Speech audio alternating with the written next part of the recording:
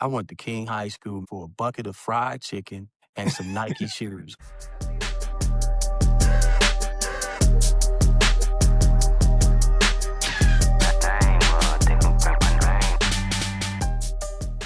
Welcome back to the Shooter's Corner podcast, where we don't do it for clicks, likes, or views. We do it for the love of the game and honoring legends. Today, we're diving into real Chicago basketball history. Our guest is a true city legend. From dominating at King High School, where he became a nationally recognized phenom, to shining on the biggest stage with the University of Illinois Flyin Illini Final Four team. In high school, Mr. Basketball Illinois in 1987, three-time All-Stater, two-time Parade All-American, McDonald's All-American. Career, 915 points in 32 games, which is fourth all-time in public league history. Nationally ranked, highly recruited. Junior year, bumped that up to 18-7. He was a member of the legendary Flyin Illini with the likes of Nick Anderson, Kendall Gill, Kenny Battle, Steve Bartle, 26-9 in the Missouri bragging rights game. Drafted in the NBA, 42nd overall by the Nuggets. Hey, y'all, this episode is dear to me. It's more than basketball. It's about legends. It's about legacy. It's about pressure and the Chicago hoops culture. I'm from Peoria, and I got respect for the Chicago hoops culture because I lived there. Tap in with us at the Shooter's Corner podcast with none other than Marcus, Statue of Liberty. Shout out to Marcus, man. How you doing, my brother? Man, AJ, first of all, man, I just want to say I appreciate you reaching out, man, and giving me this opportunity to be here, on this podcast with you, man. Same thing what you were saying with Chicago. I had that respect for Peoria too, man. Because when I first got that taste of Peoria, when we played Peoria Manual, and they had Jameer Jackson, they had David Booth. Yeah. So they had some talent, man. So we always respected, Peoria. Whenever you're going to play against a Peoria Manual or Peoria Central, those teams down there in Peoria, man, you're going to get a fight, because those guys were no different than Chicago cats, And then, I got to give a shout out to my man who's no longer with us, your man Nate, man. He was... Howard Nathan was a good friend too of mine, man. I always talk to him, and then we had Jerence Howard. So we can go on and talk about Peoria basketball, man. But I'm just excited to be here with you, man, today. I'm glad you reached out, man, because I wanted to come on this for sure. Absolutely, man. You've been a popular choice for us, man. Your name is brought up all the time, and we're going to dive into that. But it's really about sharing your legacy, continuing to educate the kids that are coming behind us, which is there's a big gap in educating our young student athletes about the things that have come before them so they can value the opportunities that they have. And this is a no-brainer to have you on here to share your journey, to highlight your story, and just pay homage to one of the all-time greats. And we want to start from the beginning. I want to know from your perspective, describe to our listeners what growing up in Chicago in the late 70s and early 80s was like for a young Marcus Liberty. Well, I grew up in Chicago and on the low end. They call it the low end. It was the projects. I didn't look at it as a bad thing. When people hear project, they look at it as a bad thing. I didn't know no difference because that's all I knew. And my mom and dad had two brothers and a sister. We all grew up down on the project. So we would all go out and just hang out in the neighborhood. Yes, you got your fighting and all that, but it wasn't nothing that will make me say, I don't want to be here. It wasn't until later, on in my life that I figured out that, man, that was a different type of, environment, and I just had, I had a big family, so kind of kept me away from a lot of the trouble, I didn't even want to play basketball. A lot of people didn't even know that. I didn't want to play no basketball. And then most people you hear come on these podcasts, they say, well, man, I was doing other sports. I wasn't doing no other sport. I didn't even want to play. I was just being a kid, throwing rocks, throwing things and running and wanting to be chased by people in your neighborhood. So those are the things I was doing. I didn't get into basketball until my pops. He introduced me to it. We did family pickup games a lot, man. But growing back to your question, but growing up in Chicago, because I know we get to that later. But growing Absolutely. up in Chicago, it wasn't in my mind, it wasn't that bad with the area I was in. Did I see gangbangers? Yes. Did I see guys, shooting dice on the corner? Yes. Did I see guys drinking? Yes. But I knew deep down in my heart that I didn't want to get involved with none of that. Any pressure from the gangs or to sell drugs? Did the neighborhood protect you from that, and keep you staying focused on actual basketball? Because you go back, you look back, you watch old movies. In the neighborhood, the gangsters and the drug dealers really used to protect those guys that they knew were on to the next level. But how was that experience for you in Chicago? You hit it right on the nose. It was just like that. Once they figured out that I'm really taking this game serious, they didn't bother me at all. Actually, they protected me from other people. Like, no, he's going somewhere, so don't mess with him. He's all right. He's our guy. And I appreciated that because you don't want to have that pressure on you that you have to join a gang to be in that neighborhood. And the guys didn't put that pressure on me. And I had older brothers too, so they already knew that, don't mess with the Lil Lib. They used to call me Lil Lib. Don't mess with Lil Lib. He's all right. He's going places. So I already kind of knew that I wasn't going to get in any trouble because I had them, backing me, behind me. And then also, not only that, when I went to high school, it was the same thing. So you had those passes when people figured out that you're trying to do something with the game of basketball. You kind of alluded to this earlier almost. Biggest influence early on, family, coaches, neighborhood figures who really, really were your mentors coming up at that early age. And that's one of the reasons, AJ, I say I always love Chicago because I felt that love everywhere I went from people, whether that was family members, whether that was people from the neighborhood, whether that was a coach, a high school coach, or an elementary school coach. Everybody, even the bus driver that used to drive the CTA bus, he was dropping knowledge on me, every time I get on the bus and tell me things about, man, you special, man. So when you hear that constantly over and over again, you just want to do right by them. And that's what I heard growing up. So I never got in any trouble growing up. I stayed on the straight and narrow, and I was scared. To be quite frankly with you, I was scared. I didn't want to be one of those statistics that you see guys. Oh man, he was locked up because he was hanging around the wrong people. I kind of knew right off the top what kind of people or what kind of human beings I want to be around. I don't want to just be around guys that's not about nothing, not trying to go do something with their lives. So I was hanging around the right people at a very young age. Shout out that neighborhood that you grew up in real quick. I grew up Hilliard Homes. They call them the Hilly Homes. Okay. Down right down by Chinatown. Okay. Yep, it's on the other side of the L train, right there on 22nd and Clark. How did you get attached to the game of basketball? What was that introduction like? It was tough. AJ, I'm gonna tell you that for right off the top. It was sixth grade when I first got introduced to it, and my pops and my brothers, they already was playing. Uncles, cousins, they were playing. I wasn't playing, so it was one day they needed an extra player. They called upon me. And I'm like, man, come on, y'all know I don't know how to play no basketball, man. So AJ, I kid you not, man, I was throwing the ball over the rim, dribbling off my leg. I got frustrated, man. I didn't know if I wanted to play it or not, but it was this particular play that happens, and it caught me. It caught my attention. It was on defense. One of my cousins had a wide open layup, and I ran and chased him down, and I blocked the shot. And the shot, when I blocked it, it went so far. And if you watch some of my high school videos, that's how I used to block everybody's shot. I was swinging so far back, man, and try to, because it was like, I want to try to embarrass you now. So now you know you can't come back down there, because you're going to get it swatted out of there. So I did that with my cousin, and then my uncles and everybody was jumping up and down, screaming like, man. And the next day, I woke up because it was a weekend. It was a Saturday game. And then on Sunday, I said, Dad, I really want to learn how to play this game now. Because that was a feeling that I want to always have now. Yeah, got that Right. So he buzz. said, yeah. So he says, you ready? You want to go downstairs now? And I was like, yeah, let's do it. So he would knock me down. He says, this is what's going to happen. boom. My dad was like 6'5", 250 pounds, right?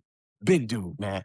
So here's this little skinny guy, trying to go to the basket. He said, no, you got to come through me. You trying to come through me. And I couldn't move him. Every time I bump him, I'll fall down. I bump him, I'll fall down. He said, don't cry. Don't you cry. Don't you cry. Come on, get back up, get back up. And he just did that to me every Saturday and Sunday. He would do that to me. And then one day I said, you know what? I got to figure this out. I got to play through contact, and I started playing through contact and finishing it, right? But I would flick it up. I would kind of flick it up because that's what I used to see him do. I said, man, Dad, you got a funny shot. It's coming off, real funny, but it hits that glass or that backboard, I mean, and it'll go It's straight all in. in there, right? Yes. So I started doing it. So I'm like, man, I got to start doing that. I got to start working on that. So I would do that constantly over and over again. So my pops introduced it to me, and then he gave it to my brothers after that. And then my brothers, let me go with the other guys from different neighborhoods. I had a guy by the name of Hamp, who's a high school like legend type guy, would send guys to Simeon High School though. And then I had a guy named Hope, who was out, and these were like travel ball, teams, but it was within, a certain pocket in Chicago. And I started playing with those guys, and I started seeing myself getting really, really good at this. And then I tried out for the elementary school team, and I didn't make it, right? And I was like, Coach, what do I need to do? He said, you got to work on your ball handling. Because my dad wasn't doing none of that. He was just showing me how to finish around the basket, nice little technique, like touch. He told me to work on my touch, but he didn't tell me because my dad was a big guy, so he wasn't doing no guard stuff. So I ended up going to a Mel Davis basketball camp. He was a former Harlem Globetrotter. And him and another guy by the name of Tree, you probably know Tree, they all was teaching us how to play basketball, the fundamentals, the dribbling, with your head up. And I do this even with my camp right now, AJ. I said, it's 3 dribble moves I want you to master. I said, between the legs, a crossover, and a behind the back. We ain't gonna do all that playing around right now. You need to stick to the basics because that's how I learned, right? And then I grew. I got taller. So now I got these handles, and now I'm tall. Now it was hard because now the big guys was like, I got liberty. Okay, you think you have me, right? Because I got some skills, man. I made sure I had my handles tight. I make sure I had my dribbling handles right. And once the next year I came back, I made the team, right? But I didn't start. So AJ, I'm pretty sure you did the same thing growing up. You want to take, steps, toward your goals, big steps toward your goals. So I was like, all right, I made the team. Now I got to figure out how I'm going to play. I want to play. I don't want to just say, hey, I made the team. I'm cool. I'm good. No, I said, no, I need to know how I'm going to get on the floor. So coach, what do I need to get on the floor? Well, I'm big on playing veterans, guys that been there and done that, but your time will come. Your time will come. So I had to wait till my 8th grade year to really start showing people what I could do. And I was patient. I wasn't tripping, things that you see and hear now that guys were like, if I don't play, I'm leaving. Wow. Yeah. I'm out, right? I said, no, I'm going to stick it out and I'm going to figure it out, The next year, man, I tore it up, man. I tore it up. I ended up scoring 50 points in one game. The buzz started to get around. Man, Marcus Liberty, man, who is this kid? Who is this kid? So they started ranking, man, he's the best 8th grader in the city, and I was like, wow, okay, this can take me somewhere. And then I'm getting I'm getting a little big head, going back home, doing some things. My dad, and he was, man, my dad was awesome with this stuff, man. He says, never believe what people say about you. First, you have to know who you are and continue to believe you. Don't worry about the newspapers because the minute you have a bad game, they're going to tear you down. And then mentally, what are you going to do? Are you going to say, man, they talking bad about me, or I can't do this, they saying I can't do that? So I always said, I'm not going to worry about the media, and I'm just going to be me. And I would say that in interviews. I can't worry about what somebody's saying about me because it's not true. Right. I know what I bring to the table. I know what I'm all about. So middle school helped me become who I am, but also it helped me be recruited by pretty much everybody in the city. Absolutely. When did that the dog mentality take over you? Because I'm sure when you're a finesse player or you got skill, it takes a experience or two before you realize that you got to flip that switch in your head, especially when you get ranked and they put that target on your back. And so what was that moment, or what was that time period where you developed the mindset to go and be the best player on the floor every single night? Wow, AJ, that's funny you say that, man, Mhm. because I was a quiet kid. Yep. So, when people are quiet, you don't know what you're going to get out of them, right? Mhm. So if you start talking trash, it can turn to something crazy that you Yeah. wouldn't be expecting. Like, man, like, he Mhm. might snap, he might go off, you know. So, Right. so I was just quiet, but I was more of a silent killer, when I get Yeah. on that court, Mhm. So when Mhm. when people would try to rah-rah with me in the stands, that just fused the fire with me. Like, I want that. They don't know that because I'm quiet, but I love when people start talking trash. I love when people start saying you soft. I love when people start saying all this stuff because I said, if you are a soft basketball player, you wouldn't average 27 points, 28 points a game. You wouldn't get 13, 14 rebounds a game. You know what I'm saying? So I always said, I didn't understand people when they say people are soft, and I'm like, Mhm. look at the numbers. Look what they doing out there on the court. You can't say that. Now, did I have a finesse game? Yes. Of Did I course. love it? Hell yeah. Eh, But I couldn't, and I will never try to be somebody else that I'm not. Mhm. For instance, you got guys that's great in the post. I Mhm. was good in the post. I wasn't great, but I was good in the post. I knew Mhm. how to do post moves. I knew how to do jump hooks and do all drop steps and all that. But that wasn't me. I'm more Right. of a slasher, perimeter type Yep. player. So I always wanted to just be me. So and I'm pretty sure Mhm. we'll get to Illinois part Oh, and talk a little bit about Illinois. But in high school, that's what it was. I didn't let anything bother me, AJ. It was like I knew that I was a dog inside. So I didn't yep. need to go out and talk. Man, I'm better than you. No, no, no, no. I didn't have to do none of that. My games spoke for itself. And that's important for kids to know. Just something important going backwards. I think one of the best things that ever happened to me as a grade school kid was that I was forced to play every role in order, and it really helped develop me into the player that I eventually became. Fifth grade, I sat the bench. I had to Mhm. cheer. I had to be a cheerleader, support my team, come to practice hard just like everybody else, and not play. Sixth grade, I got to play a little bit, but I was a role player. I had to Mhm. sit in the corner. The ball came to me. I knocked it in. I guarded my man, and I had to be happy winning that way. Mhm. Seventh grade, it changed. I had the ball in my hand. I was that guy. I was the guy everybody looked to score. Eighth grade, I was the same. And by the time I got to high school, I was able to put all that together and understand each role on the court. And I think that's important that you talked about that, as kids think that they have to be on right now. Seventh grade, I got to be the best player that I need to be. Yeah. No, you gotta be the best player that you need Yeah. to be when it's time for you to be the Mhm. best player that you need to be, and Mhm. it starts with accepting each role that comes to you. So for a massive recruit like yourself to say that, that's important for young people to hear, that it takes time, and you don't wanna be Marcus Liberty, the senior in high school in 4th grade, 5th grade. Mhm. Doesn't Mhm. matter at that time. Enjoy each role so you can understand each role as you climb the levels. I just Yes. want to make a great point No. of that. That's important Beautiful. That's here. that's beautiful, man, what you said. Yeah. And I always tell kids too, this generation is more microwavable. Yep. They want microwave things to eat real quick. They want it real fast. And I said I kind of grew up on grandma. Put that Yeah. thing, season it up, put it in the oven, check on it Right. every now and then, make sure. And then when that thing is ready, you can get out.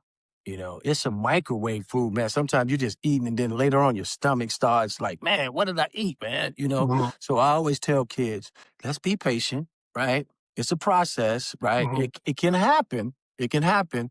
But if you skip steps, I tell them it's steps to this. Everybody knows when you were little and what was the name things they used to say?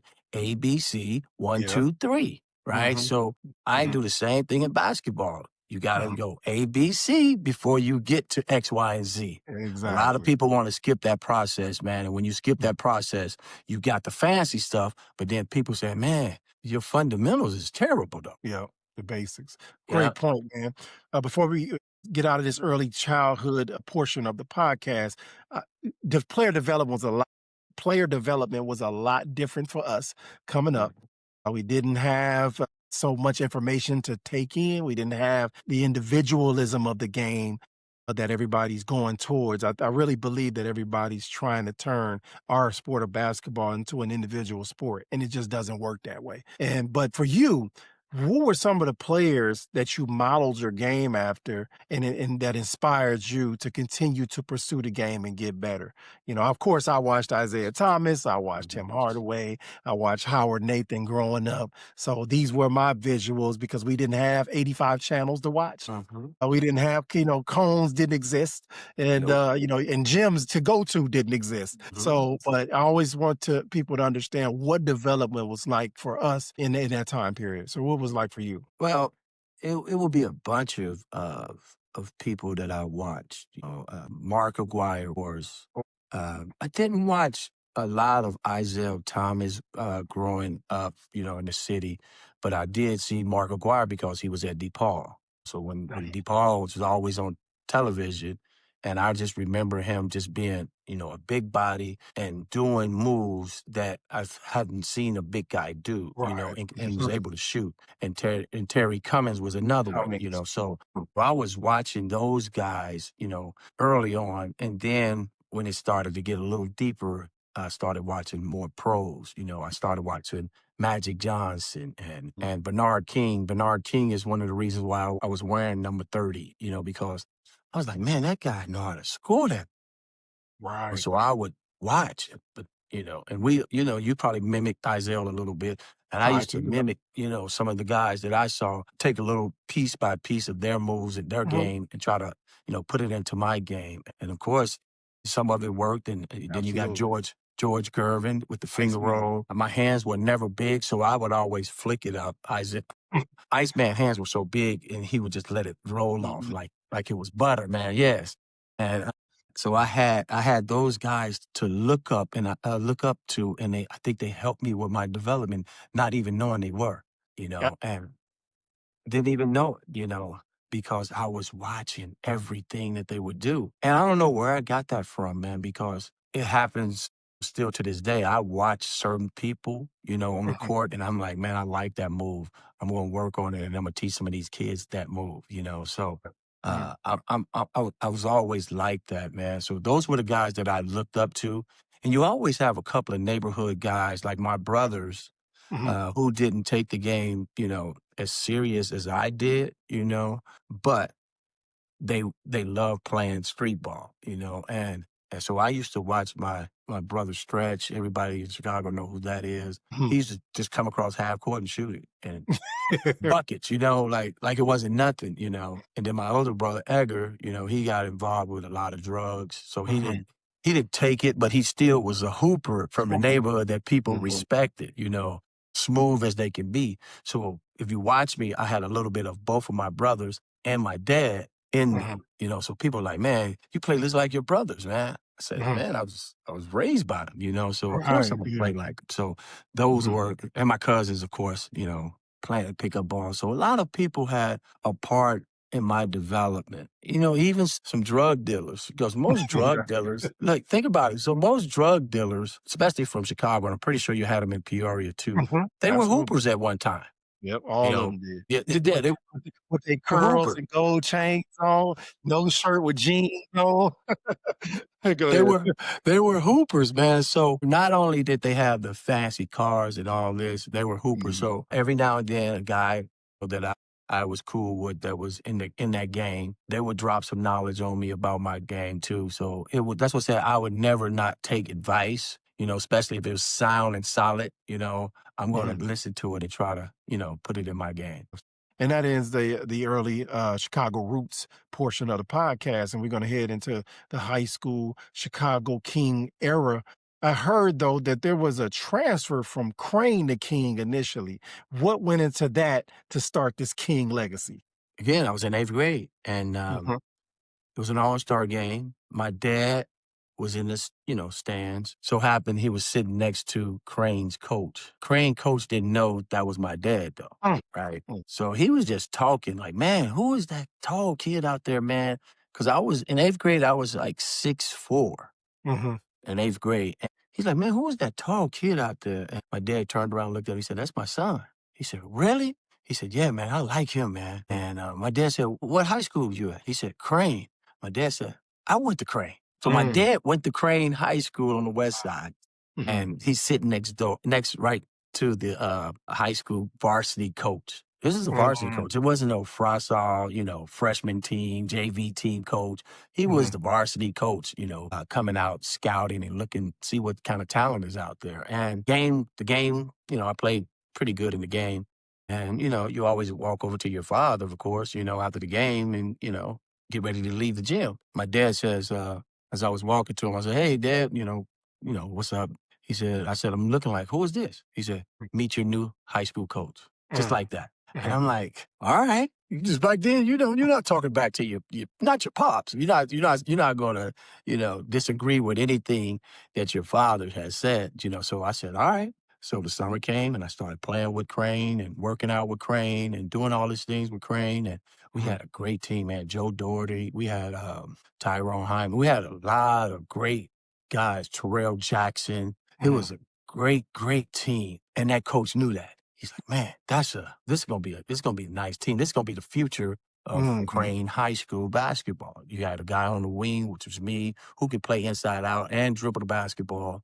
You had great point guards, Pookie Collins and Joe Doherty and the guys that I had mentioned early. So we ended up winning the Frostal Championship. And I haven't seen any other city do that. I don't know do you guys do that in Peoria, like play for a city championship? No.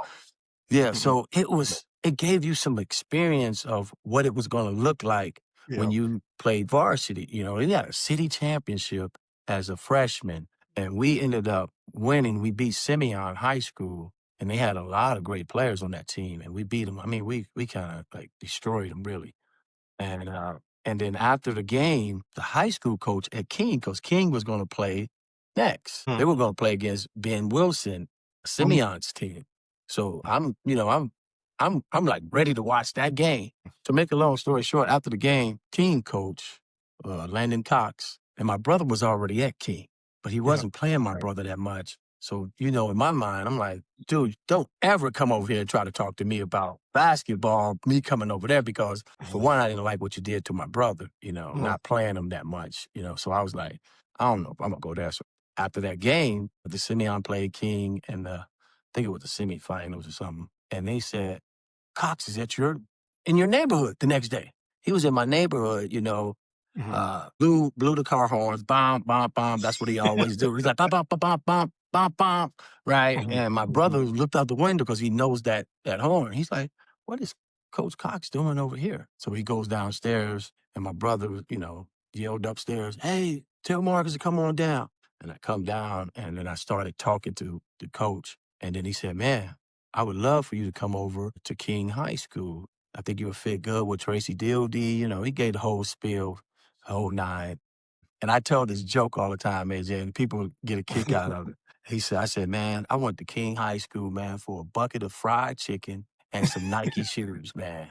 That's where he took you. He took me to Kentucky Fried Chicken and gave me some shoes, man. And then I ended up going to King, but that wasn't the real story. Of course, he did that, but that wasn't the real story. I went there because my brother gave me the blessings. Man, I'm not playing basketball no more. So if that's what you want to do, then you got my blessing because I'm not going to tell you not to miss, an opportunity that may benefit you down the road. Right. So he told me that, that he had my blessings to go ahead and do that. And next thing you know, I'm over at King starting as a sophomore on varsity with the great Tracy Dildy. Wow. Shout out Tracy Dildy. Yes, my point guard. He was the point guard. So I was learning so much from Tracy, man, in high school. We had a squad that year. I thought that 84 team that we had over at the King was probably the team that should have won the first, city and state championship, but we ended up losing to Tilden High School, Tilden High School. Tilden? At King, they came to us, and we Wow. lost at home. And Tracy will talk about that. He used to mention that all the time. That I let you down, Mark, is because you won after that. And he said, I stopped your streak. You could have won 4 city championships. You won at Crane, one, and then you skipped me, and then you won 2 more, 86 and 87. So yeah, AJ, that was something special, man, because when you get a taste of winning when I was at Crane, and I still had love for my brothers over there. But when I went to King and Cox told me, from his mouth, that I'm going to put you on a national stage, which is Nike camps, the ABCD camps, the Bill Pronoun camps, the BC camps. He says, I'm going to put you where the guys at. It's up to you to do what you need to do. I said, put me there. I want to be there. I want to be there. And I would hear stories from other guys that play, like Sean Kemp. He would say things like, man, you was killing people, at the BC camp, But I didn't know. I didn't get caught up, AJ, in the names. I didn't get caught up in the hoopla, who was who. I'm like, I don't care, man. Y'all put y'all shoes on just like I put my shoes on. Let's go. Let's roll. So I would do those things because Cox would put me, on the bigger stage. So when I came through, every time he put me there, I came through. So I was like, man, I'm good. I'm good at King. Cox was a father figure to us. You just don't see that as much now in high school basketball. But Cox was that to a lot of us at King High School. And not only that, AJ, he was super smart. He knew what he was doing. He did some things that I didn't know until I started thinking down, like later on in life. I said, man, I remember him taking us, and we didn't win a city championship yet or a state championship yet. But in 85, he took us to Champaign, me and Lavertus Robinson, who was the two best players at the time. I'm looking in the Assembly Hall. It was called Assembly Hall at the time. And I'm looking like, damn, look at all these people up here, man. And AJ, the popcorn smelled different. It smelled real good. It was. I was like, this must be that real good popcorn here. So I said, I looked at Lavertus. I said, man, we gotta get here. And Cox looking, smiling with a grin on his face, like, I know what I was doing. That's why I brought you guys here. So sometimes you gotta visualize where you're trying to go, and he knew that. If he would have never took us there, I don't know if we would have that same mindset, that same mentality of, I want to get here. And the next year, of course, we got downstate and he ended up winning that year. So he knew what he was doing, man, Cox. And rest in peace to him. Miss him dearly, man, because we had a lot of great conversations, man, me and him. Don't coaches get a lot more fun, a lot better when they get older, and you get to talk to them, and they're not making you run, they're not yelling at you, but when you get older and you really understand the method behind their madness. Yes. And I really wish these kids today had that type of feel, because you look at high school basketball now, especially publicly. High school basketball, you don't see the older coach, you don't see the mentor, you don't see the pull up at your house and honk the horn 3 times. You see somebody young over there that's not able to give them that experience, take them downstate and just look at them, because the impact is going to have on them.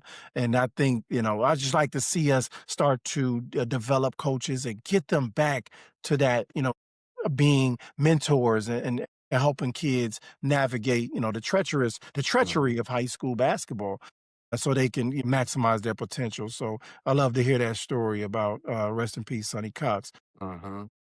With the pressure, so when did you start to feel the pressure of being on a nationally ranked high school team? Again, Cox had an arrogancy about himself. He was real arrogant, right?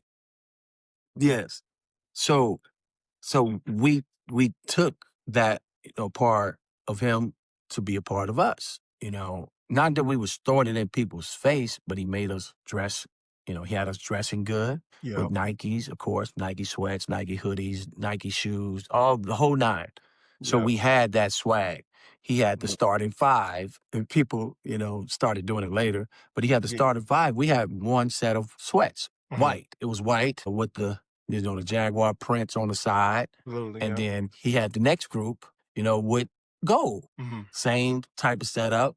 And then the last one was with black. So we had, that, and people, when they see it, you walk in the gym like that and you running around their court, and they're like, shit, we already lost the game. Look at those dudes, man. Look at how they look, man. They look Right. professional. So he had us looking professional at an early age. And I understood it later on in life. I was like, if you look good, you want to play good. And that always stuck with me. I was like, man, he made sure we was dressed to the T. Like, man, looking straight fly. And I was like, man, coach, why they looking at us down on the other end? He said, Right. I did that. I did that for a purpose. I did that for a reason. It's a mental game too. Mhm. And I didn't understand that part at the time. What is he talking about? He's like, sometimes you don't even have to say nothing. You just do it.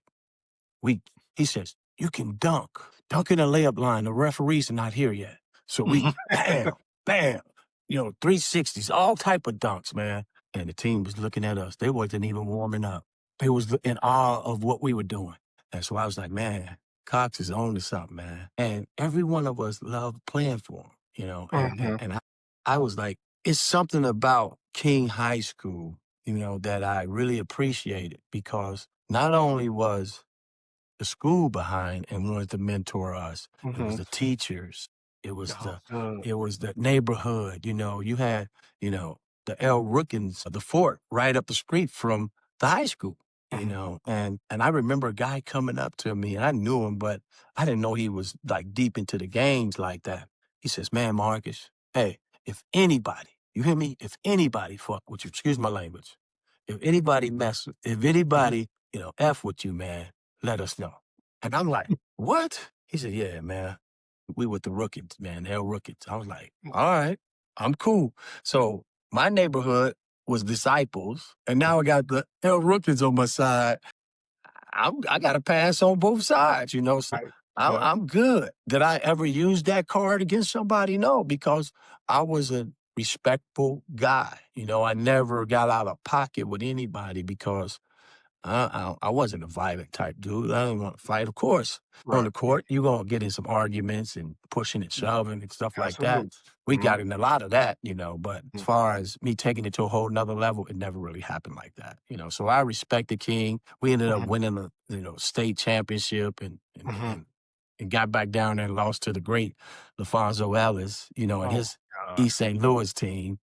And then we played Peoria the year before. That was, man, I still remember that Peoria game, man, because I was like, this kid, Jameer, is out here playing at Chuck Taylor's.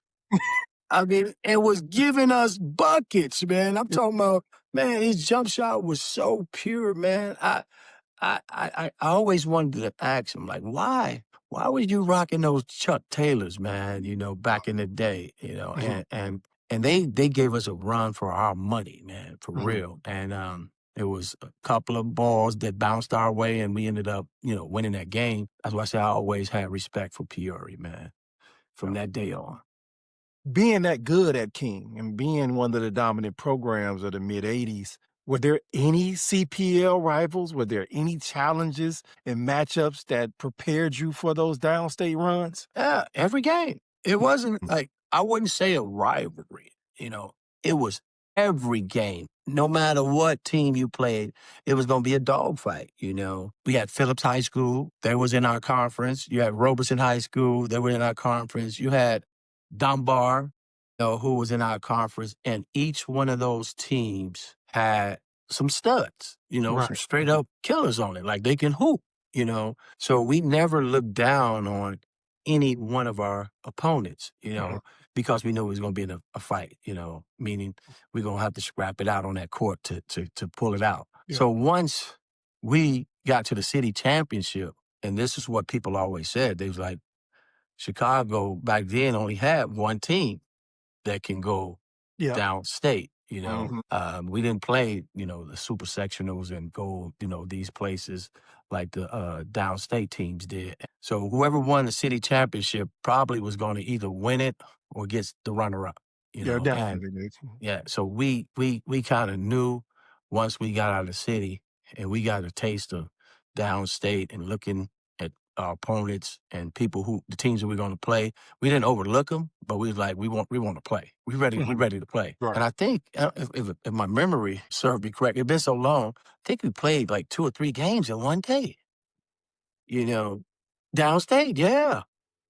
Yes, if my memory serves me correctly, I know because I was like, man, I'm tired. But because you would go back and play, another game later on in that evening. I remember that. But yeah, we knew once we got downstate that it was one of the Chicago teams. And it was only one down at the time, but usually we put on a show. Most Chicago teams put on a show, and East St. Louis is And just East St. like Louis.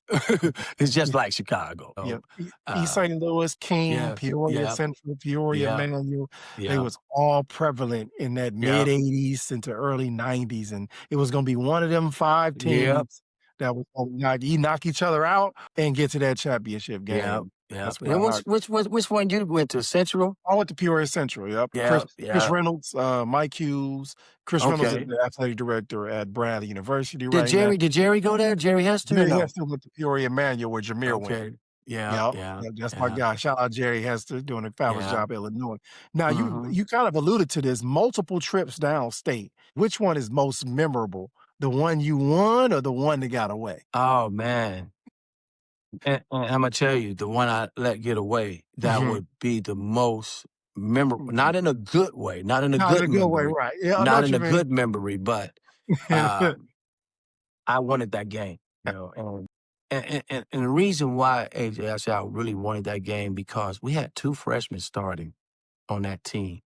And I said, everybody says, King's not getting back down there. They got 2 freshmen. And I said, man, we have to prove them wrong. We coming back. So that's why I was scoring those points because when I Right. felt that they wasn't, our other guys wasn't picking up that slack right there, man, Mhm. I'm not trying to lose. We got to get back here. We got to get back here. So Yeah, I started scoring. It wasn't that I was trying to go for 38 or 40 something points. It right, was like, this is what it is and this is what it's going to take because I want to win. right. And that's why I remember that that run because it was not supposed to happen. People had wrote us off. That ends that segment of your Chicago King experience. You were an All-American, but I gotta ask you, with your knowledge and from your standpoint, I want you to tell me who you would deem as your top 7 Chicago-born players you've seen play with your own eyes or played against. Wow, that's a tough one, man. We're gonna exclude Marcus Liberty from this particular list. With your own eyes, who your top Right. Chicago-born. That's the key. Chicago-born Hmm. basketball players that you've seen. Right. And it's gonna like probably freak out a lot of people because they're gonna think that I would talk about somebody that was. I would say Walter Bond Mm. was one of the most solid and fundamental player that I've seen, right? And I played against him, right? Who I don't know Walter Bond. Who's Walter Bond? What high Walter school? Bond, he was at Whitney Young High School, and Okay. then he transferred to Collins High School. Mm, He went on to play at Minnesota in the okay. Big Ten, strong, a 2 guard, but he was always somehow end up guarding me, so we used to always have a good battle, me and him. So Mhm. I would say Walter Bond Got him. would be Jamie Brandon. I have to say Jamie Brandon, he played with me, but as a freshman, he was doing things that seniors should be doing, right? As a freshman. So I have to put Jamie Brandon in that category as one of the guys I saw with my own eyes. Your guy, a Mhm. guy who went to Indiana, Eric Mhm. Anderson. Um, we used to play against each other, and I always liked his game and respected his game Mhm. as a 6'8", 6'9" guy who had that midi. He can shoot the mid range, and he had some post moves. Those are guys that I'm talking about. I saw with my own eyes, right? And so 3. That's 3, right? And I have a guy by the name of Saint Anthony. They call him Saint Anthony Roberson, right? He went to Phillips High School. You talking about a guy who can shoot that ball, man. And he doesn't get his just due. So he was another guy that I saw with my own eyes do his thing out there on the court. How many is that? That's 4. All right, so now I have to go on to Simeon, of course, watching Ben Wilson. Ben Wilson.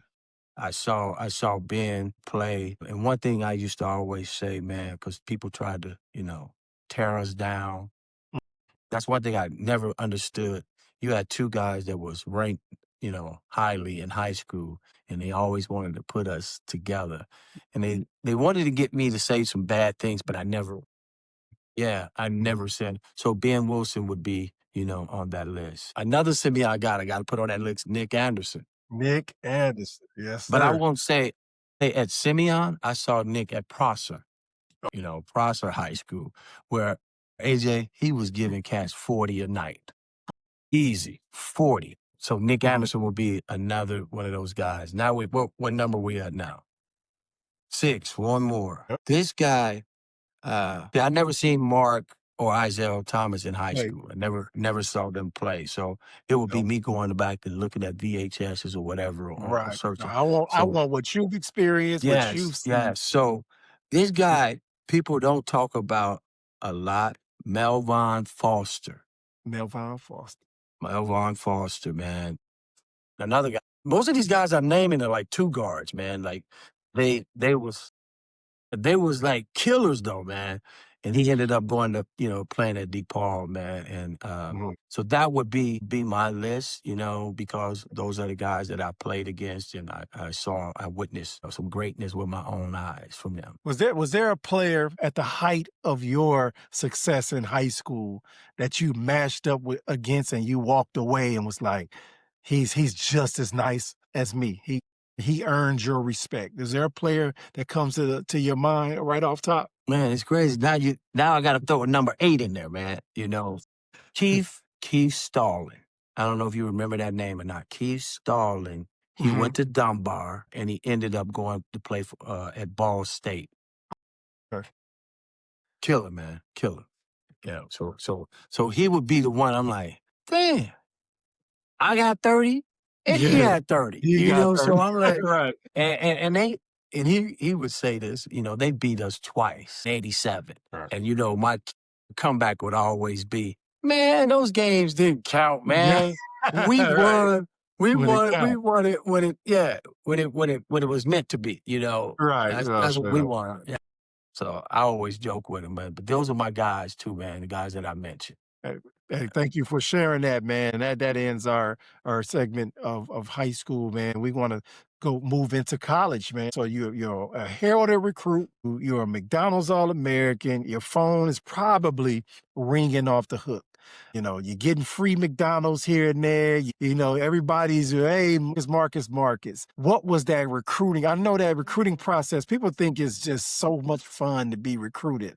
But I know, especially for a guy that was in like you, that eventually it just wears on you and you just get tired of them calling constantly, telling you how good you are, all that. What was your recruiting process like? How did you navigate it and who helped you navigate it? I'm laughing, man, because I didn't really experience it, right? Oh, Because Cox had everybody programmed, right? He had every last one of us programmed. They couldn't call us. Nobody could call us. He didn't want them talking to you at all. If you was in the hallway trying to talk to him or in the parking lot, he had us programmed, don't say nothing, right? So every time we go to these camps, it would be his address, his phone number, right? So he kind of handled everything, Now I look back at it, should my parents, been involved more? They didn't know. They didn't know. So they were like, we trust him to do what he's supposed to do, with the recruiting process. So every 2 weeks, I would go to his office and I would have big old boxes of letters. And I'm just in awe, but in awe of what the hell is going on with all these letters in here? What's up? And he's like, man, these are all the teams that wants you, right? right. But then I was opening up the letters, and all of them was pretty much saying the same thing. Hey, we like you, Marcus Liberty, blah, blah, blah, blah, blah, blah. And it was like a script they had programmed, like they knew what they wanted to say. I'll give you one that's going to make you laugh a little bit. Bobby Knight actually came in and recruited me. Wow. He You know what came I'm to- learning? Bobby Knight was heavy in Chicago. Yes. Yes. He came to King High School in that plaid jacket. Yep. And I was in the office talking to him. And you know what you hear and then you see is totally different. People used Right. to say, "Man, you don't want to go play for them. He's an evil guy and he's going to do this and that." One of the Mhm. nicest people I ever met, man. Yeah. And I almost wanted to say I wanted to go there, Uh-huh. because I did see him let his star players play. And You let us people rock. used to always say, "Oh, no, no, no." I talked to Jay Edwards. Jay Edwards said, "Man, he let me shoot that ball anytime I want to." And then Calbert Cheney, and then Mhm. you. I mean, I was like, he letting those guys be themselves, you know.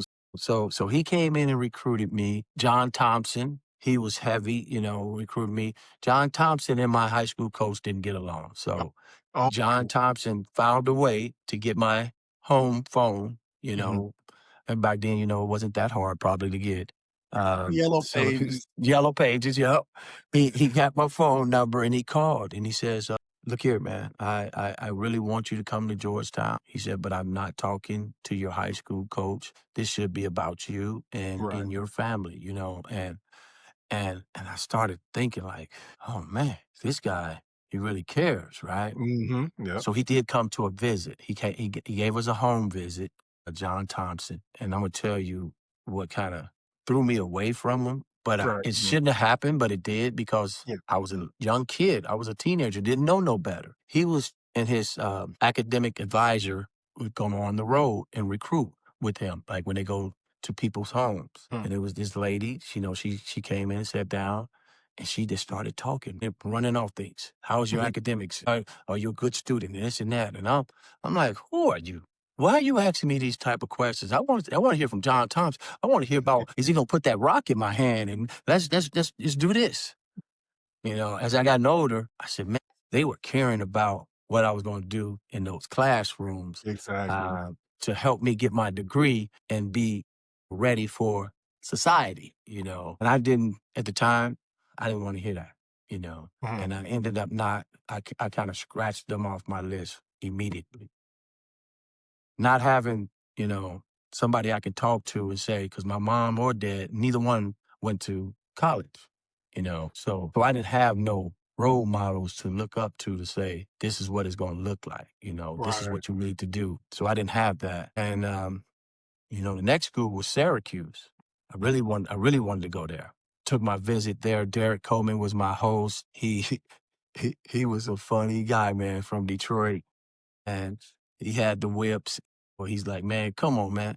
Come here. You're going to be all right. Come here. Every other school I went to, they didn't let me hoop. When I went to Syracuse, I was hooping with them. You played with Like, them. Okay. man, I was playing with them. So I saw the connections that we had. I saw what I could bring to that team. So I was like, man, I wanna go to Syracuse. Hmm. So after I started hooping with him, Jim Boeheim calls me up to his office. He said, man, that's enough. Let's go talk. And he started talking about, he knew it was going to be between Illinois and somebody else, right, Right. that I would go to. So he says, man, can I be honest with you? I said, yeah, coach. He said, I know Illinois is in the mix, and I'm going to tell you what I think is going to happen. If you go to Illinois, Hmm. they're going to put you in the post, right? You're going to play inside. If you come here, I'm going to let you be you. Right there, AJ, I verbally committed. Nobody don't know that. A lot of people don't know that story. I Oh, verbally committed to Syracuse right on the spot when he said that. And Wayne Morgan, who was the recruiter, like the assistant coach who was recruiting me, and he said, man, your high school coach said we ain't have a chance to get you. He said, I got to call him. I said, man, don't call him. don't go. I Let said, let it don't ride. call him. Man, he said, man, I'm calling. He called him right at the airport. And Cox says, don't sign nothing. Get back on that plane, and I'm picking you up from the airport. Hmm. As that ride was getting, back home, and some of this stuff gonna be in this book I got coming out too. Awesome. I was gonna ask you, was you gonna write a book or do a documentary? Yeah, and both. We're doing both, right? Good, And good. I and can't wait. and and he says we got to go back down to Illinois. I said I already went to Illinois. What do you mean? He says no. I said, and I didn't like the first visit I went down to Illinois Mhm. either. And he's like, well, we going back. You going back? Who you want to go with you? I'm picking one of my boys, Richie Right. Smith. Let's go. let's go. So one of my boys, man, they set that thing out, man. We had parties. We hanging here doing this, man. Yeah. I said, this wasn't like that the first time I came. I said, oh, y'all putting the pressure on now. Okay. All right. Coach All Fox right. made the call down there. Yeah, Yo, man. So, turn this up. yep. So I ended up not going to Syracuse and committed to Illinois. And Jimmy Collins, before he died, he used to say this. He said, man, you was probably one of the hardest guys I had to convince to come to the University of Illinois because he knew I was going to Syracuse. He knew that. Yeah. He knew that. And he didn't want to lose because guess where he's from? Syracuse. Oh. Jimmy Collins, our I didn't assistant know coach. that. Yes, he was from Syracuse. So he said, I'm not losing to them. Hell no. Right.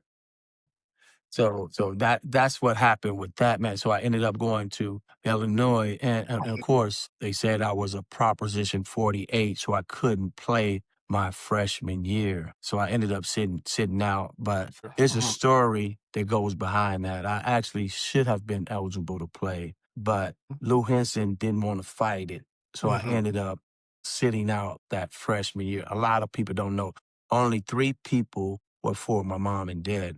My mom and dad and Lou Henson and Jimmy Collins. They knew what happened, you know. Absolutely. I And want you to save that for the book. I want yeah, that. man. No, And that's they gonna didn't. be the book. Yeah, they didn't want to fight that, man. So I ended up sitting out my freshman year, and then John Thompson calls because he was. I think he was the coach. He was the coach of the USA basketball. He wanted me to still play, even though I was a Proposition 48. He said, "Come and try out. Come and try out for the Olympics team." And Lou Henson shot that down too. It's like, so I was like, man, I can't play basketball. So I had to end up playing intramural basketball with a bunch of guys that I knew I was, better than. And I kind of lost some steps or two, that next year. So my sophomore year, I played, but I wasn't used to playing in Big Ten basketball because I was playing intramural basketball, right? Yeah, yeah. So it was different, So So when I you were had to get. top 48, you couldn't even practice with the You team couldn't or even anything? practice. Okay. AJ, it Gotcha. was like I was an outcast, man. It made me feel so bad. Mentally, I was fucked up. Mentally, I was messed up in the head because I couldn't even sit behind the bench. I couldn't even go in the locker room at halftime or after the Dang. game. I couldn't do none of that. And then they would leave me tickets, not in the middle, not halfway up, all the way up at the top. I'm looking from the nosebleed section, looking down at the game. And I'm like, Wow. should I leave? It's crazy Man, to hear. man, so I'm thinking to myself, should I transfer and just go JUCO route? Go JUCO route and then my recruiting process will start all over because this is not cool, And it seems like they didn't have my back and wanted me to be there either, Right. because I'm like, the way I'm being treated is not fair. Y'all should fight this, man. Come on, let's do something. But that didn't happen. And then, of course, that junior year, I got used to playing in the Big Ten, playing with the guys in practice, a full season. And then that summer, we started hooping. And then people was like, I think this team going to be special because Liberty is coming around. Larry Smith came around. Irvin Small came around. So, and of course, the starters, Nick Anderson, Kendall Gill, Steve Bardo, Lowell Hamilton, Kenny Battle, those guys were already seasoned because they've been playing a couple of years. And I said, they like, man, Liberty gonna fit right in. This team is gonna be special.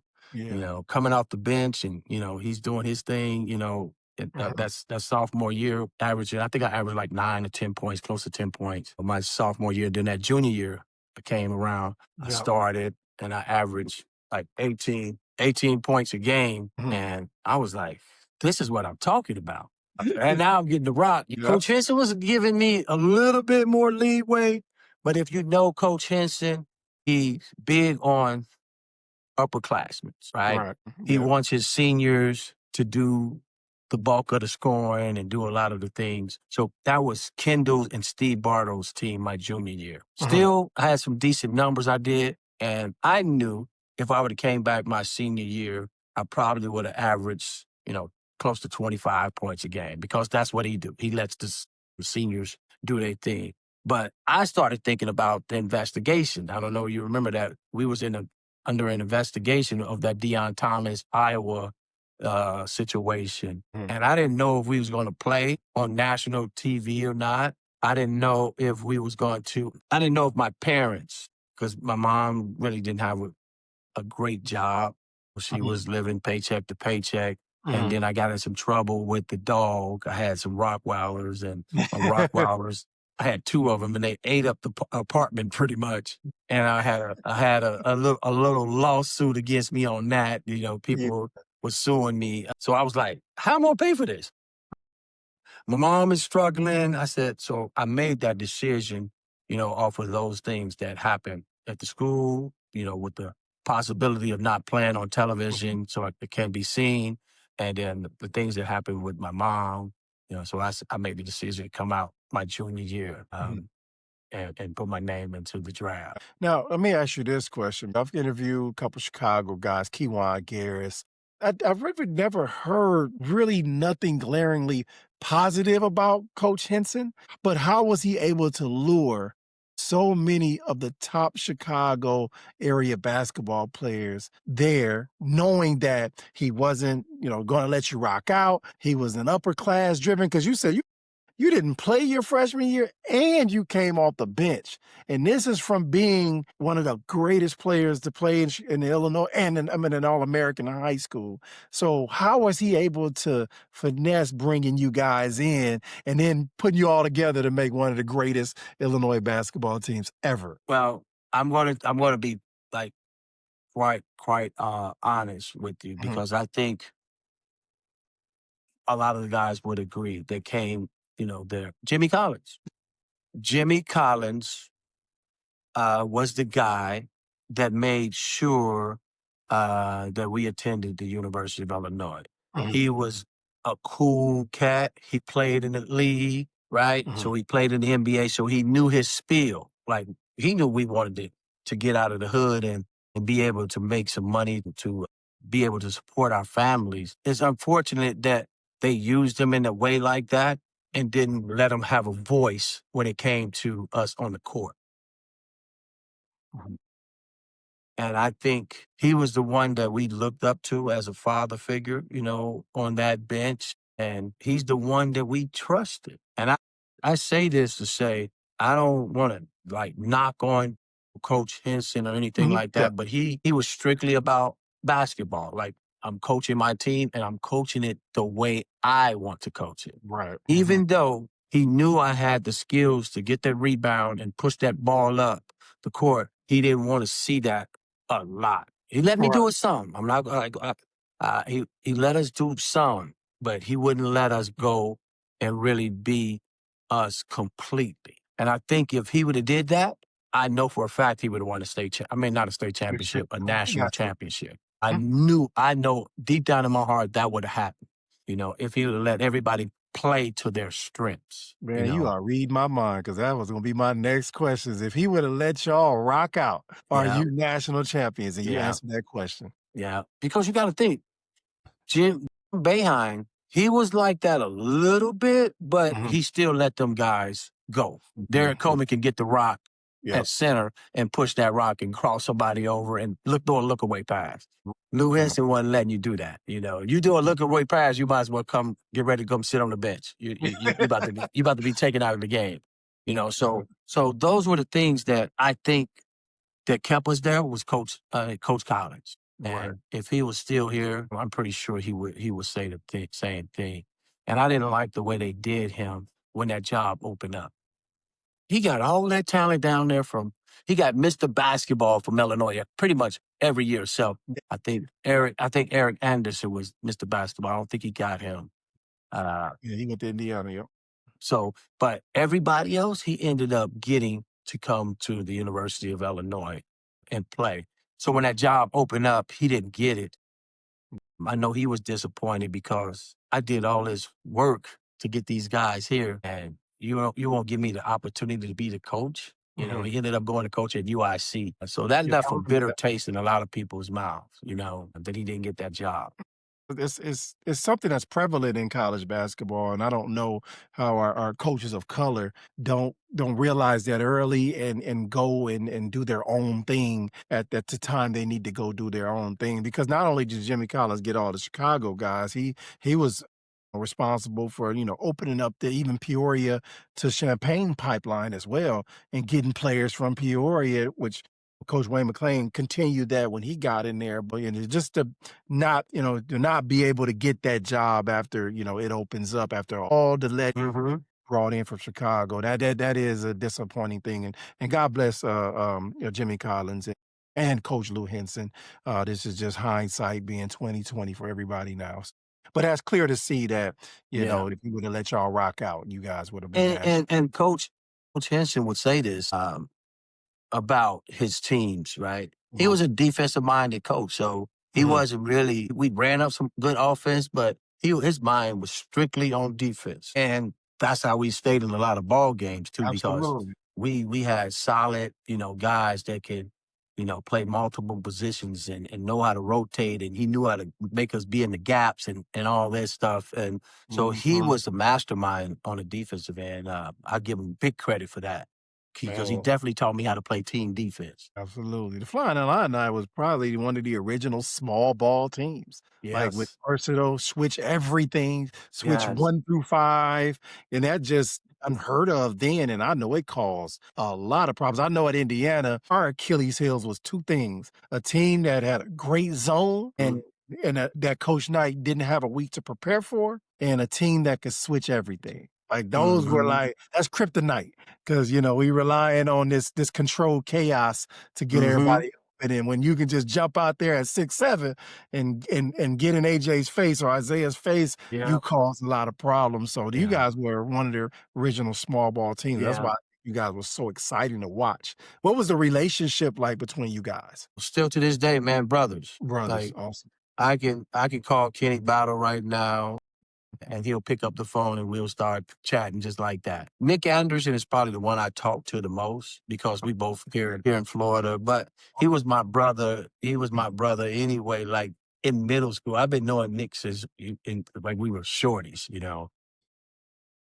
So we would talk, me and Nick would talk a lot, just reminiscing. As a matter of fact, I want his son to play on my travel ball team. So he has a son that's in 7th grade, want him to play on my. Right.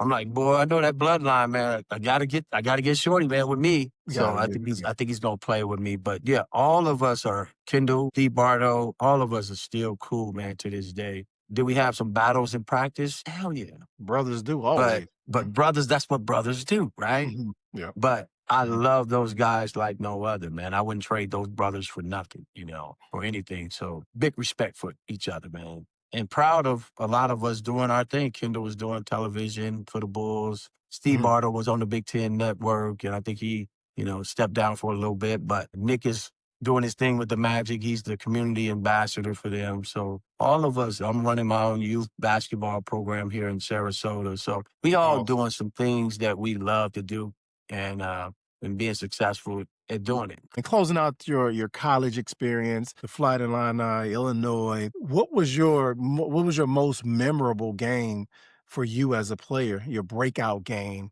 that you remembered? And when you think back on your illustrious career that comes to mind first? Well, I only played really 2 years there, right? So it would have to be my junior year, Missouri, the bragging rights game. Yeah, we I talked. think we won that game, and I think I ended up with 26 points. But it Mhm. was an environment that was set like a NCAA tournament game, that bragging right game. Played against some guys that was, seniors, Doug Smith, and those guys were, big, tall, and we ended up, beating them Mhm. um, that year. And then another one would be Minnesota. And Minnesota, that was really to me, that was my breakout game because I ended up with 31 points in that game, or Mm, 33. It may have been 33. I can't remember the exact okay. number, but can't find none of those games on social media, man. I'm trying to see because some of the kids like, Coach, I don't see no videos of you doing that stuff. But I'm like, I don't know why Illinois don't. So I know they have it somewhere, I but I know don't they know why got they it. don't put. I don't know why they don't put any of that. They'll put Kendall Gill and the Yeah, other guys, but yeah. you very seldom will see me getting down in an Illinois uniform. I'll have to find it on somebody else's video, and then I'll snip it and then I'll make it a video and put it out. But but The people in Champaign, I love. You know, the fans, I love. My experience there, yes, I was happy, but I thought that I could have did more if I could have played the way I was capable of playing. Could have been playing for the team, but I didn't get that opportunity. So no, man, I wouldn't change nothing though because I did learn from it. So now I can give that information back to the younger generation that I'm dealing with, you know, here in Sarasota. Now, on to the NBA, man. I'm not gonna stay on that too long. We mindful of your Okay. time. NBA, you get drafted second round, 42nd overall. I know that lit a fire under you. But you know, sometimes I don't think people understand the politics of the professional basketball, and regardless of the fire that you may have, it's just not your time. I think, you know, at the end of the day, I was before my time, and the way that I played the game, it was Mhm. just not a prevalent thing in the NBA at the time. And I'm wondering, was that the same for you? Was Marcus Liberty a little bit before his time and it affected his NBA stint? Or was there a different reason why? I'm sure your NBA career, although we always grateful for it, it didn't go the way that we envisioned it as in our dream. So Mhm. what was that like for you? Well, true story, man. Uh, Milwaukee Bucks calls the day of the draft, Mhm, and they says, "Keep your phone lines open. We're gonna pick you with the." It was either the 15 or the 16 pick they have. mm, They're gonna pick me, all right? And I'm like, "All right, cool, yes. Mhm, mom. Don't nobody be on the phone mm, because Milwaukee Bucks, you know, going to call." So that we was all happy. Everybody, my friends, they go out buy cases of champagne. You know, we ready to celebrate. So when that first round starts, the commissioner gets on and say, "We about to start drafting," you know, in the mhm. first pick, and so on and so on. And they get to the 15 pick. 15 pick, Milwaukee Bucks select Terry Mills out of Michigan. And I'm like, whoa. What? So I started like mentally questioning what the Mhm, hell happened within that time frame. right. Did they go ask people? Did they call Lou Henson? Did Lou Henson, you know, say something? I don't Mm. know. And I Everything's on the want to calculator. know, man, I want to know, like, what happened in that time frame for Yeah. them not to take me when you said you were going to take me? Because I did work out for them. I worked out for that team, so I knew they liked me, right? Because I went to a workout. And to this day, man, I'm baffled by it. So when I Mm, slipped all the way to the second round, and at the 42nd pick, the Denver Nuggets select Marcus Liberty, I didn't even hear it because I was mm, asleep. I was asleep. You know, my yeah. mom was still watching it because they wanted to see if their baby boy was going to get drafted. Mm, And she wakes me up and she says, "Denver Nuggets drafted you." And right after that, when she woke me up, the phone rang. And it was the Denver Nuggets. You know, it was Peter Bino, who mm, was one of the owners, you know, of the team. He lived in Chicago. And he said, "I watched you play since you was in high school. Or I remember you. And I shouldn't say this, but we are happy that you slipped because you mm, fell right into our hands." So that got me back up and like having some energy and getting excited about, you know, playing in the NBA. And I flew out the next day, met them with the media because they took Chris Jackson, who now is Mahmoud Abdul Rauf. They took him with the third pick. So we were both down there for media day, talking to the media and all this. And Doug Moe was the head coach. And he was mhm, like, "Man, we're going to run. We're going to run. We're going to shoot. We're going to have fun." So I was excited, you know, mhm. but my agent had to call me and said, "You know, because you went in the second round, it's not guaranteed." I'm like, "What?" He said, "Yeah, Chris Jackson is guaranteed." He said, "That Wow. second round is not guaranteed. So you got Right. to play in the summer league. You got to go play in the summer league and improve yourself."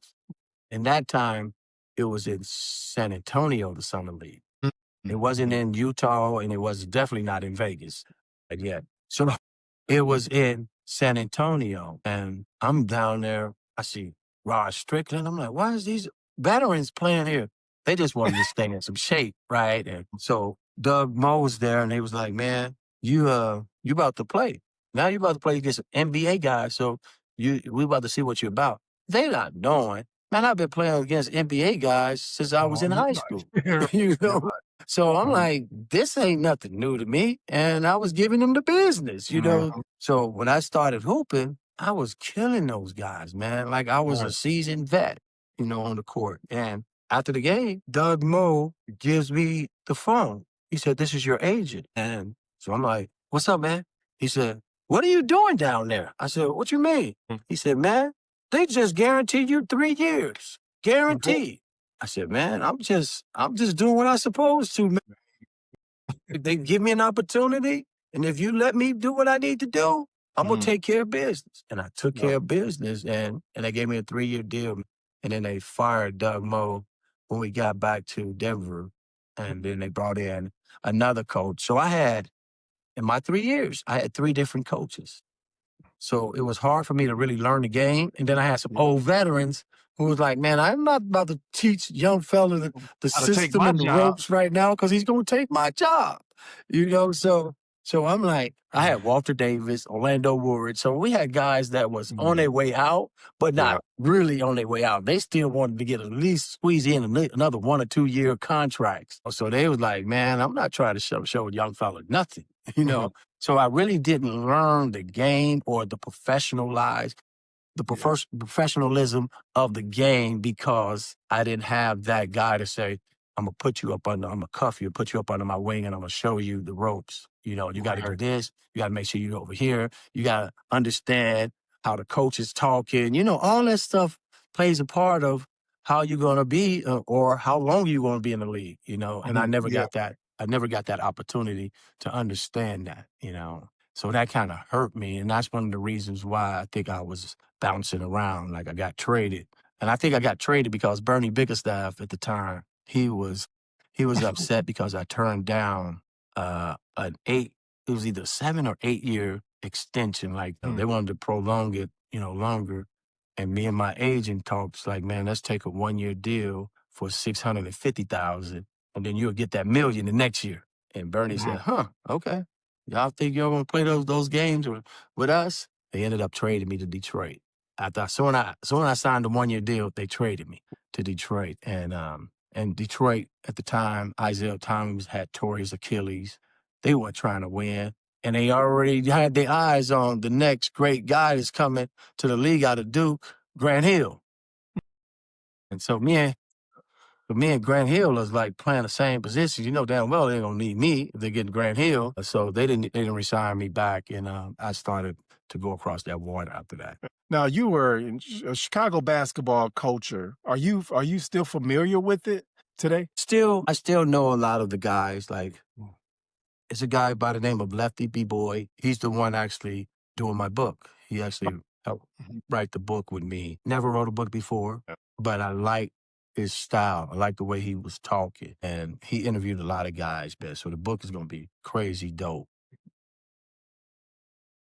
Me and him, we stay to the streets. He keeps me up to date on what's going on. Robert Smith, Simeon's, you know, coach, he's still involved in doing his things in the street. And I go back home a lot, you know, and talk. That's why we do Chicago too, because I get an opportunity to talk to people and they let me know what they're doing and how they're doing and all that. Chicago culture is still the same to me, but just the work ethic is kind of different, you know, because of I'm gonna say it's not the kid's fault either because of the gang violence. I wouldn't want my kid to be out there, you know, playing in the playgrounds either when you got gun violence going on. So that's hard. And then, of course, the shoe game. The shoe game wasn't that big when we played, right? So the culture, that part is different, right? Because of shoe game, because now kids got what, 50, 20 to 25 to 50 pair of shoes. Yes, You know, that they can rotate and play. And if somebody put a scuff mark on them, they're like, man, I'm just gonna go switch these out and put these on. Right. And then you got guys, man, AJ, this is so funny. We ain't never do this. You got guys packing 5 to 6 pair of gym shoes to a game and turning them and changing them at halftime. Not worried about what the coach is drawing up on the board. They switching their shoes right as the coach is doing this demonstration, this demo on the board. It's like, damn. And then they go to Twitter and posting what they got at halftime. Regardless of the score. I got 16 points. And I'm like, how the hell are they putting this on social media when it's halftime right now? It's crazy. It's crazy, man.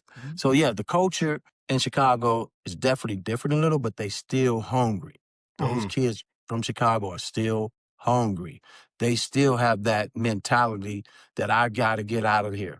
I want to Yeah. get away from here. So they still have that, and I always tell kids this, AJ, before we get up out of here is Mhm. once you understand your why, then you will never quit. Mm. Once you understand your why you're doing it, you will never quit. And if Mhm. you ever think about quitting, just go to your why. Man, I'm doing this because I don't want to be back in the neighborhood. That is my why. So every time I don't want to do that extra mile, that extra run, or shoot them Mhm. extra jump shots, I got to go back to that. And I Mhm. think that's what this generation is really not getting. Like, you got to understand why you're doing it. My final two questions for you, brother, and let you get out of here.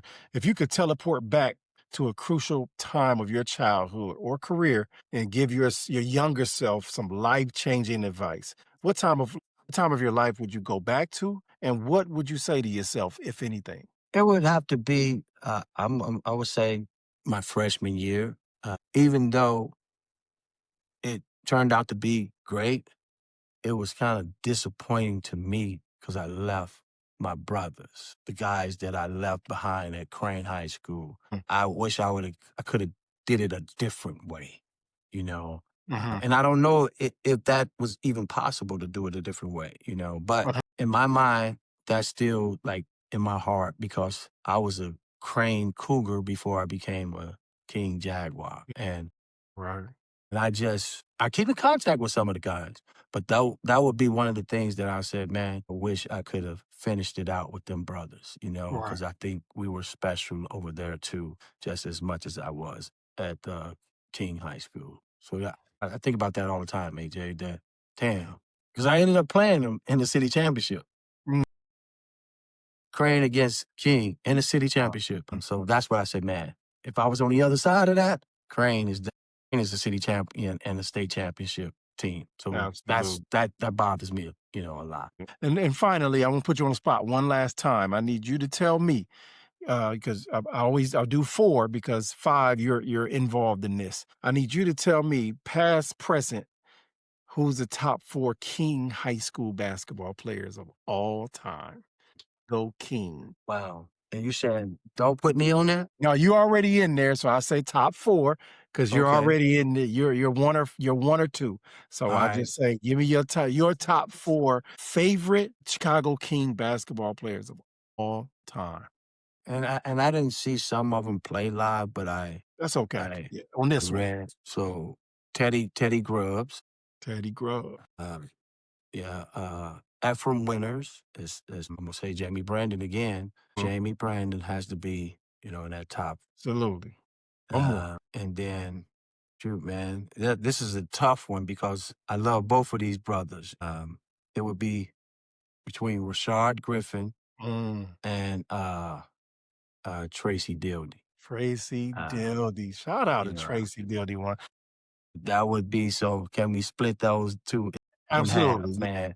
Rashard Griffin and Tracy Dildy, man. I would go with that. I would love to ask about the competition at King, the competition in the public league, because I want each and every person who played high school basketball against a Marcus Liberty or against AJ Guyton or anybody who that they had a part in your development. They had a part Mhm. in the great player that you became and maximizing your potential.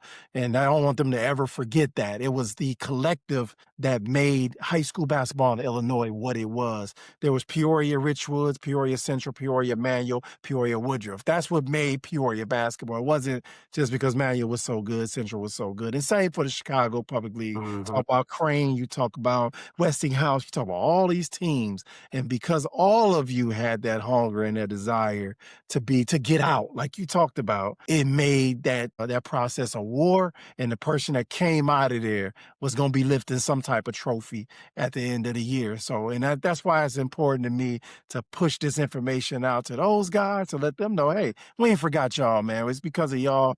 That's who we are. And also the kids to know that that's what their goal should be.